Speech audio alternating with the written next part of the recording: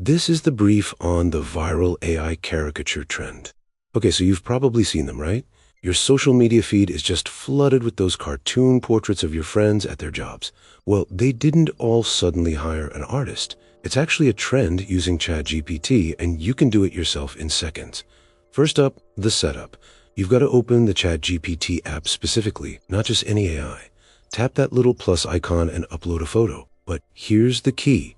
Use a clear, close-up photo of just you. Seriously, a distant group shot will just confuse the AI and the result, well, it won't be great. Second, you need the magic prompt. You literally just type this in. Create a caricature of me and my job based on everything you know about me. That's it. If you use the app a lot, it should work instantly. If you're new, it might just ask you a quick follow-up about what you do for work. And finally, a little reality check. The results can be, kind of weird. You might get a phone that's backward or maybe some extra fingers. It happens. And just remember, you are handing over a personal photo to an AI, and this stuff uses a ton of computing power. You just have to decide if the laugh is worth it.